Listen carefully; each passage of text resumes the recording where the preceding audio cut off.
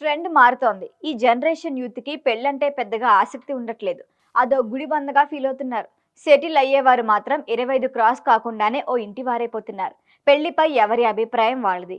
కానీ TV, cinema సెలబ్రిటీలు ఏవైనా చెప్పారంటే అది తప్పనిసరిగా హైలైట్ అవుతూ ఉంటుంది. లేటెస్ట్‌గా పెళ్లి గురించి షాకింగ్ కామెంట్లు చేసింది దివి.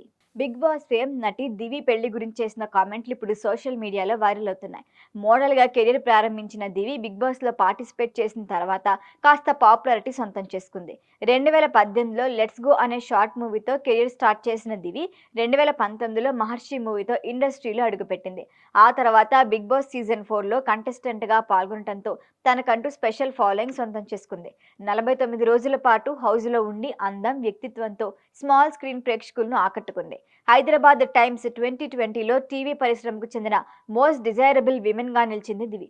బిగ్ బాస్ తర్వాత వరుసగా సినిమాల్లో ఆఫర్లు అందుకుంది. A1 express, cab stories, Rudrangi, Lambasingi వంటి డిఫరెంట్ మూవీస్ చేసింది. పుష్ప 2, డాకు మహారాజ్‌లోనూ అవకాశం అందుకుంది. మరొక వైపు సెలక ముక్కుదానా వంటి మ్యూజిక్ వీడియోల ద్వారా భారీ ఫాలోయింగే సొంతం చేసుకుంది.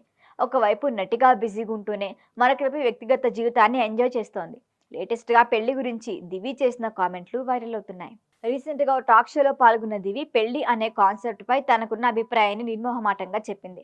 తనకు ప్రస్తుతం పెళ్లి సంబంధాలు చూస్తున్నారు. ఇప్పటి వరకు సరైన మ్యాచ్ దొరకలేదంటూ ప్రారంభించింది. అసలు తనకు పెళ్లి అనే వ్యవస్థపై నమ్మకం లేదంది.